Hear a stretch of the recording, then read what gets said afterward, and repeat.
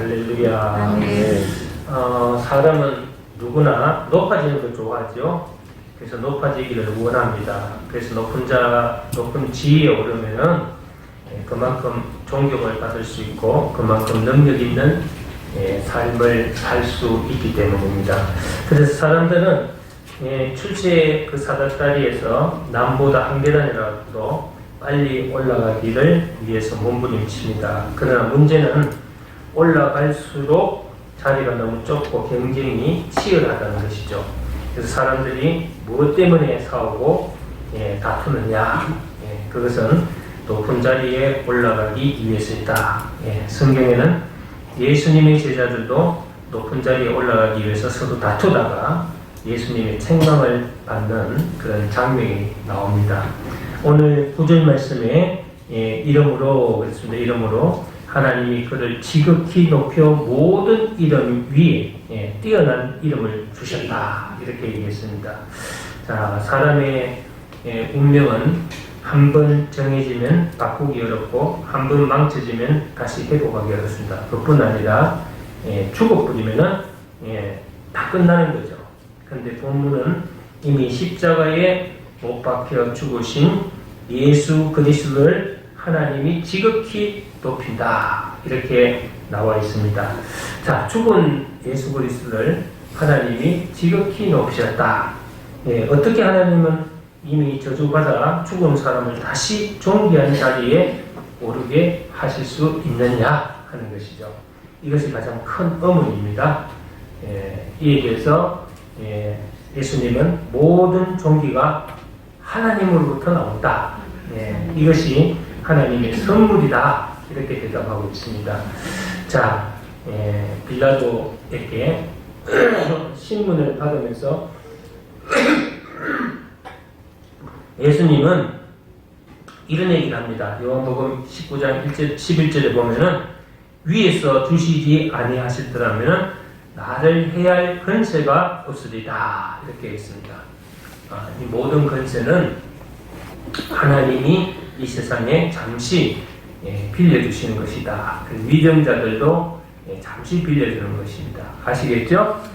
그래서 세상의 권세가 얼마나 높은지 공중에 나는 새도 떨어지고 정말 그렇게 우리가 보면 높은 사람들 쉽게 만날 수도 없고 만나기만 해도 감히 쳐다볼 수도 없는 사람이라도 그 권력에서 물러나거나 그 근위에서 벗어나면은 옆집 아저씨나 아줌마처럼 보이죠.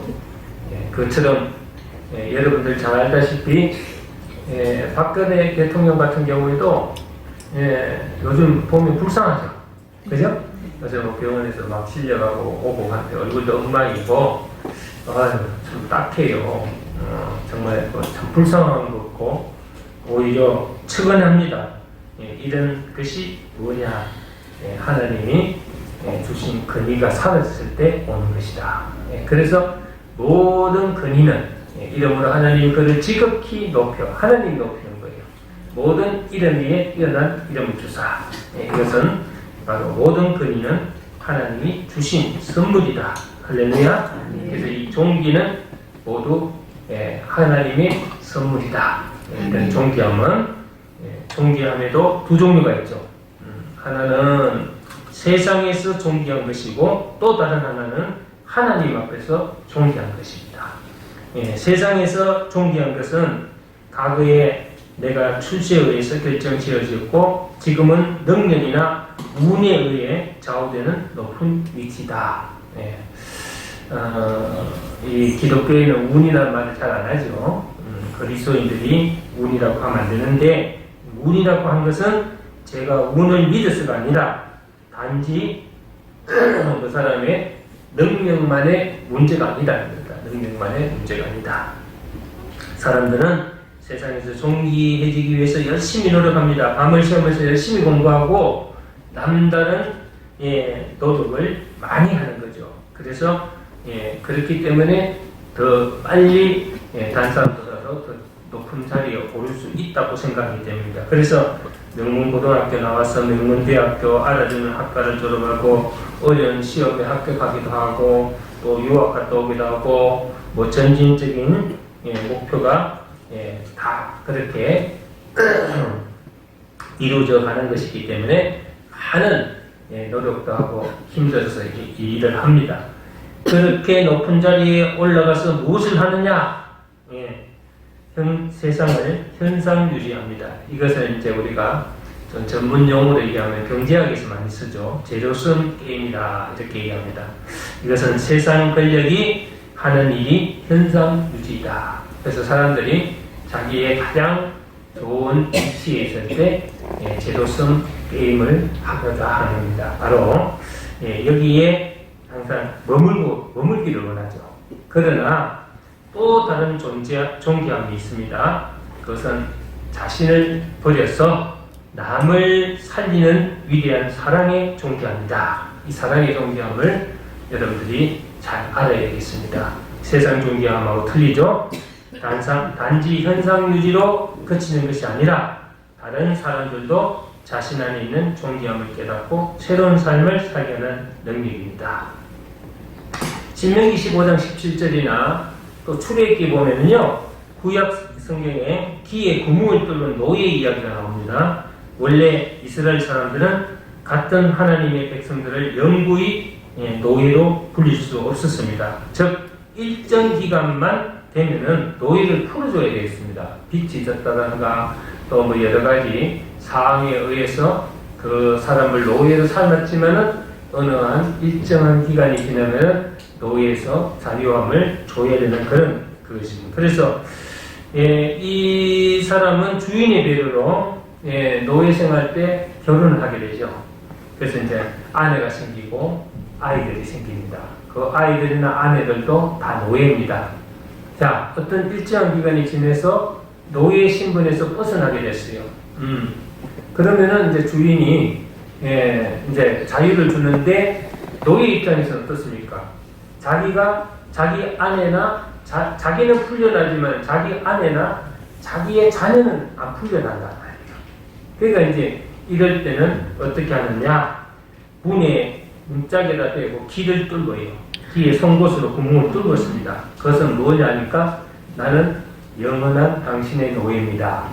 자기가 다시 자유 의지에 의해서 벗어나지 않고 다시 노예가 되기를 원하는 겁니다. 그 이유는 뭘까요? 가족. 가족 때문에. 그렇습니다. 가족 때문에. 이 가족 때문에 본인이 노예에서 자유의 신분을 가질 수 있으나 그렇지 못하고 다시 가족을 위하여 자기가 귀에다가 구멍을 뚫고 영원한 노예로 자처하는 것이 바로 그때의 그래서 그리스도는 인간이 되실 필요가 없습니다. 얼마든지 하나님의 영광을 주장하실 수 있습니다. 그러나 그분은 우리를 사랑한 나머지 죄의 노예가 되었습니다. 그래서 귀에 구멍을 뚫은 정도가 아니라 손과 발에 또 못을 박으심으로써 영원한 노예가 되셨다. 그래서 그것은 우리를 살리시기 위해서 그런 노예가 되신 거죠. 그래서 영원히 우리와 하나 되기 위해서였다. 그래서 우리를 버리지 않기 위하여 못을 박은 것입니다. 그래서 하나님은 그리스도를 뭐했다? 지극히 높였다. 그래서 이름으로 하나님 그를 지극히 높여 모든 이름 위에 뛰어난 이름을 주사 그의 이름은 그리스도 예수입니다. 아멘입니까? 그래서 예수님은요 아가페적인 사랑을 하신 분이다. 아가페는 뭔지 아시죠? 무조건적인 사랑을 얘기하는 겁니다. 자, 여러분 사랑의 종류가 많습니다. 에로스도 있고 스톨게도 있고 필리오 사랑도 있습니다. 그러나 그런 사랑은 다 조건적입니다. 조건적. 내가 너를 사랑하는 만큼 너도 나를 사랑해야 되고 내가 너를 사랑하니까 너도 나를 보고 사랑해야 한다고 해야 된다. 이거죠. 여러분 아침에 일어나서 I love you 내 사랑 이렇게 미국 사람들 고백을 합니다. 근데 난 너를 사랑한다, 좋아한다는데 나는 싫어 이러면 어떤 반응이 일어날까요? 뭐 생각 안 해봐도 아시겠죠? 바로 그겁니다. 모든 사랑은 얼굴이 이쁘거나 성격이 좋거나 학벌이 좋거나 무엇인가 자기에게 이익이 되기 때문에, 뭔가 자기가 좋아하는 것이 있기 때문에, 뭔가 자기가 바라는 것이 그 사람 상대에게 있기 때문에 사랑하는 것이다. 요거는 어떤 이에 덕실이 들어간 사랑이기 때문에 순수한 사랑이 못 되죠. 그래서 여러분들이 예수님이 베드로에게 물었습니다. 너는 나를 사랑하느냐? 그랬을 때 예수님은 아가페적인 사랑, 무조건적인 사랑, 나는 나한테 아무 조건 없이 그냥 너를 사랑한다. 그러니까 너도 나를 사랑하느냐? 이렇게 얘기했는데 베드로는 자기는 예수님을 주여 그러하이다. 주님이 나를 사랑하는 더 잘하시나이다. 나도 주님을 사랑합니다 하고 고백한 것이 무슨 사랑이냐? 친구의 사랑을 고백한 거예요. 친구의 사랑. 필리오 사랑을 사랑. 두 번까지 필리오 사랑, 세 번째까지 필리오 할 때는 예수님 나를 차리고, 세 번째 물었을 때는 필리오 사랑을 물었다. 그래서 가족 간의 사랑은 스톨게, 이성 간의 사랑은 에로스, 무조건적인 사랑은 아가페. 그래서 이 아가페적인 사랑을 한 거예요. 예수님이 우리를 위해서 십자가를 질 때 내가 너희를 위해서 십자가를 지고 가니까 이렇게 죽으니까 너희는 내가 너희를 위해서 이렇게 죽으니까 너도 나를 위해서 이렇게 좀 어떻게 해라. 이런 조건이 없었어요. 순수하게 예수님을 아무것도 바라지 않았죠. 저는 예수님이 죽음이 결코 쉽지 않았을 거라고 생각합니다. 만일 하나님이 다시 살려주시지 않으면 어떻게 합니까? 그러나 그분은 모든 것을 하나님께 맡겼어요. 아버지여, 나의 영혼을 아버지께 맡깁니다. 아버지, 내가 이렇게 저 사람들 위해서 죽으니까 나 살려줘야 돼요. 부활시켜줘야 돼요. 이렇게 하고 가지 않습니다. 아버지여, 내 영혼을 아버지께 맡기니 아버지께서 나의 영혼을 맡아주시옵소서 하고 갔은 겁니다. 그래서 예수 그리스도가 하나님 뜻에 순종하셔서 얻으신 두 번째 지위가 뭐냐? 여기 나오죠. 두 번째 지위. 두 번째 지위는 온 세상의 왕이 되신 것이다. 이것은 원래 하나님이 정하신 뜻이었지만 그분이 인간을 구원하심으로써 온전히 하나님의 뜻을 이루어진 것입니다. 자, 그래서 10절, 11절 보면은 하늘에 있는 자들과 땅에 있는 자들과 땅 아래에 있는 자들로 모든 무릎을 예수 이름에 꿇게 하시고 모든 입으로 예수 그리스도를 주라 시인하여 하나님 아버지께 영광을 돌리게 하셨느니라. 아멘입니까? 원래는 하나님이 창조하신 세계는 지금 같은 무질서한 세계가 아니었죠. 마치 오케스트라처럼 질서정연하게 그리스도의 중심으로 일치되고 단결되어서 통일되어 있었습니다. 그래서 모든 세계가 그리스도를 중심으로 하나님을 찬양하고 영광을 돌릴 수 있었습니다. 그러나 인간의 죄가 모든 조화와 질서를 깨뜨리고 엉망으로 만들어버렸죠. 오케스트라를 사고를 딴따로로 만드는 것입니다. 그래서 오늘 이제 세상은 무질서와 혼돈으로 가득하다. 그러나 하나님의 계획은 있습니다. 하나님의 계획을 가지고 계셨죠. 그것은 세상을 다시 하나님 아들 예수 그리스도를 중심으로 일치시키는 겁니다. 다른 것은 문제가 없습니다. 교회에서도 다른 것은 문제가 없어요. 예수 그리스도 중심으로 일치하고 단결하고 합치하는 겁니다. 아멘. 할렐루야. 아멘. 우리가 공동체에서 개개인적으로 자기 주장이 강하면 안 되겠죠. 우리가 하나가 되어서 주님이 뜻하시는 바대로 주님이 원하시는 대로 우리가 움직여 나가는 것을 원하는 것입니다. 그래서 하나님은 사람을 사랑하고 아끼셨어요. 그래서 아들과 약속하셨어요. 무슨 약속했어요? 아들이 사람의 죄를 대신하면 아들의 이름을 믿는 자는 누구든지 성령을 주셔서 하나님의 사람이 되게 하셨다. 그래서 주의 이름을 부르는 자는 구원을 얻으리라. 아멘입니까? 그래서 하나님은 죽기까지 순종한 아들에게 온 세상을 다스리는 심판권을 주셨어요. 심판하는 권세를 지어주셨어요. 그래서 하나님 뜻이 무엇입니까? 아들에게 모든 권세를 주어서 구원할 자는 구원하시고 하나님을 대적하는 원수의 세력은 멸망시켜서 다시는 이 땅에 발을 못 붙이게 하는 것이 바로 하나님의 뜻입니다. 예, 그래서 우주를 통일하는 거죠. 그 우주는 지금보다 더 훨씬 성숙하고 온전해질 것이다. 그죠? 하늘이나 땅이나 바다나 다른 모든 피조물도 지금과는 비교할 수 없을 만큼 훨씬 성숙한 모습으로 나타날 것이다. 보라! 새하늘과 새 땅을 보라 그랬습니다. 예, 바로 그것이 하나님이 이 땅에 다시 한번 우리가 하나님 재림하시고 오시는 때일 것입니다. 그러면 예수 그리스도는 세상의 모든 악한 세력을 당장 심판하지 않습니다. 왜? 아직 하나님께 돌아오지 못하는 사람들이 있기 때문이다. 그래서 구원 받을 때까지 하나님 앞으로 돌아올 사람들 모두가 돌아올 때까지 악을 심판해버리면 못 돌아오기 때문에 아직 돌아오지 못한 자들 함께 멸망하기 때문에 아직 심판을 하지 않고 있다 이거죠. 그래서 본문을 보면요 모든 입으로 있습니다. 모든 입. 모든 입으로 예수 그리스도를 주라 시인하여 그랬습니다. 모든 입이 예수 그리스도를 주로 고백한다고 했는데 이것은 모든 악의 세력도 예수를 믿게 된다는 뜻은 아니죠. 나중은 어쩔 수 없이 그리스도의 근세에 복종하게 된다는 뜻입니다. 그분의 근세에 복종하여 심판받지 않을 수 없기 때문이다. 그래서 지금 가장 어리석은 자가 누구냐 하면은 자기에게 주어진 근세가 예수로부터 나온 것이라는 것을 모르는 교만한 사람, 이런 사람이 바로 가장 어리석은 자다. 교회에서도 우리가 여러분 저하고 만날 이유가 없잖아요. 예수 때문에 만났고 예수 때문에 알고 예수 때문에 여러분들 지금 우리는 관계를 갖고 있어요. 그죠? 예수 때문에 여러분들 일하고 있고 예수 때문에 헌신하고 희생하고 예수 때문에 여러분들 하는 거예요. 근데 예수가 빠진 인간적인 것은 소용이 없다는 것입니다. 할렐루야. 그러면 지금 누가 온 세상을 다스리고 계시느냐?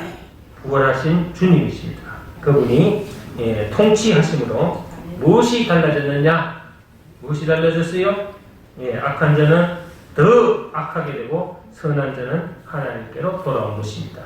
그래서 사회는 더욱더 악을 통제할 수 없게 되었다. 선과 악이 극과 극으로 나뉠 것입니다. 그 가운데서도 그분은 성령으로 자기 백성들을 지키시고 구원하십니다. 어떤 점에서 보면 그리스도의 통치는 훨씬 동적이고 가격하다 이렇게 생각합니다. 십자가 위에서 구원을 이루신 후 그리스도는 대단히 적극적으로 인간을 어떻게 하고 있어요? 풀어놓고 있어요. 풀어놓고 있습니다. 이제 간섭하지 않습니다. 마음대로 살게 하십니다. 내 인생은 내 것이다. 내 마음 내킨 대로 내 생각 나는 대로 네 멋대로 해봐라. 그렇게 내버려 두고 있습니다. 그래서 멸망할 자는 더 큰 멸망으로 가게 하시고 하나님께로 돌아올 자는 속히 돌아오게 하셨다.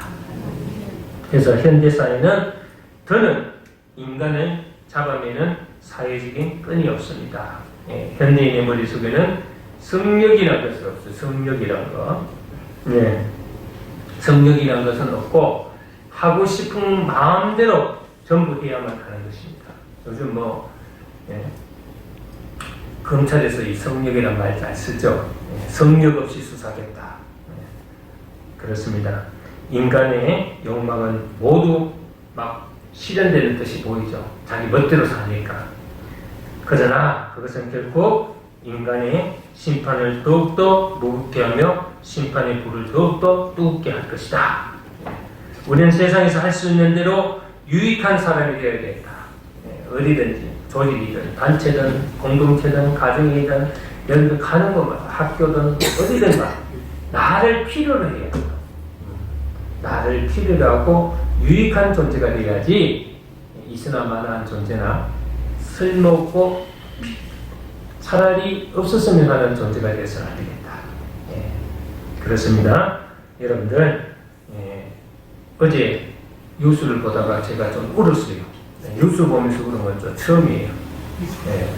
뭐냐 마트에서 30대 아버지가 배가 고파가지고 아들하고 도둑질하다 들켰어요. 네, 보셨죠? 네. 그래서 참 눈물이 나죠. 요즘도 바꾸는 사람이 있나 하는 생각이 들었는데, 그 경찰관이요. 예, 신고받고 온 경찰관이요. 보니까 너무 불쌍해가지고, 돈은 없지만은, 그 앞에 국밥집에 데려가서 그 아들하고 그 아버지, 30대 아버지의 국밥을 사주면서 나하고 똑같은 말을 하더라고요. 세상에 요즘 바꾸는 사람이 어디 있냐. 저도 그 생각을 했는데 그 사람도 똑같은 생각을 하더라고요. 바꾸는 사람 많아요. 이 세상 불쌍한 사람 많아요. 문제는 뭡니까? 문제는 네? 그것을 불쌍히 여기는 마음을 가진 사람이 없는 것이 문제예요. 네. 문제는 그렇게 네? 도둑놈이라고 체포나고 음악에 훈계하고 잡아 가두는 사람들이 문제지, 그것을 불쌍히 여기고 밥 한 그릇 사줄 줄 아는 선한 굿사마리칸 같은 사람들이 없다는 겁니다. 이 세상에. 이게 문제다. 그렇습니다. 뭐 좀 잘못하면 그 자리에서 그냥 네? 체벌하고, 또 잘하면 간이라도 때릴 듯이 하고 버리고, 예, 그럴 것이 아니고 정말 우리가 예수 그리스도의 사랑의 눈으로 이 세상을 바라볼 필요가 있다. 그래서 저는 이 세상이 아직은 따뜻하구나 하는 것을 많이 느꼈어요. 왜? 어떤 젊은 엄마가 그 뉴스를 보고 금방 그 마트에 가가지고 예, 아들 전해주라고 사과 박스 사주고 가보래요. 또 그 동네 사람들이 금방금방 누구 뉴스 나간 지 10분도 안 됐는데 그 부근에 있는 사람들이 보고 와가지고 예, 어떤 또 아버지는 아들 둘 손잡고 들어가지고 예, 우리 아들하고 같은 동갑내기인데 네? 불쌍하다면서 과자 많이 사가지고 보따리 해가지고 앞에 놔두고 전해달라. 그래서 그 슈퍼하고 경찰관한테 전화가 지금 새도 한다는 거예요. 그래서 아직은 조금 안심이 되더라. 왜? 아직은 주님이 우리를 심판할 수 있는 때는 아니구나.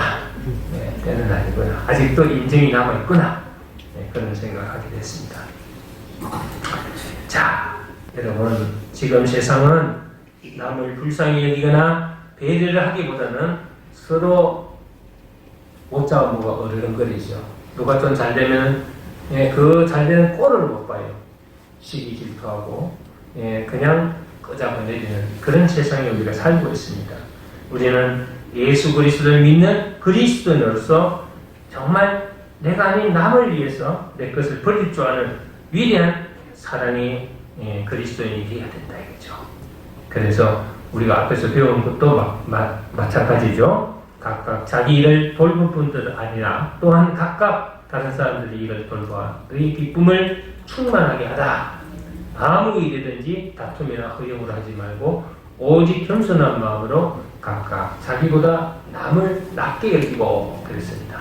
이것이 예수님이 우리에게 가르쳐주신 위대한 진리입니다. 여러분, 하나님은 그리스도의 위대한 삶이 우리 안에서 반복되기를 원하십니다. 우리도 주님처럼 자신의 주장을 권리만 하지 마시고요. 자신의 주장을 권리를 자꾸 주장하지 않고 남을 위해 버릴 수 있는 위대한 사랑을 하기를 원합니다. 우리는 남을 비방하고 남을 그냥 판단하고 정지하기는 익숙한데 자기 자신을 되돌아보는 것은 드물어요. 그게 우리의 부족함입니다. 그렇습니다. 자기를 주장하는 것은 기껏해야 현상이 유지지만은 하나님 앞에서 자신을 낮추는 것은 때가 되었을 때 하나님이 우리를 높이는 계기가 된다는 것입니다. 할렐루야. 그래서 세상에서도 눈부시도록 영원하게 될 것입니다. 모든 권세와 영광은 하나님이 우리에게 주시는 것입니다. 하나님이 큰 일을 한 사람이 아니라 가장 위대한 사랑을 한 사람, 가장 위대한 희생을 한 사람, 그리스도의 이름으로 그리스도 같은 마음으로 사랑하는 사람을 하나님은 높이신다 이거죠. 할렐루야. 아멘. 오늘 말씀의 제목이 높아짐의 비결입니다. 내가 자꾸 높아지려고, 내가 자기를 드러내고, 내 모습을 자꾸 나타내려는 것은 그것이 낮아지는 내리막길에 들어가는 것이고, 여러분들이 주님과 같은 겸손과 사랑을 가지고 여러분을 사랑하면은 주님이 여러분들을 더욱더 존귀하게 높여주실 것으로 믿습니다. 아멘. 몇 사람한테 한번 얘기합니다. 당신은 존귀한 존재입니다. 할렐루야. 기도하겠습니다.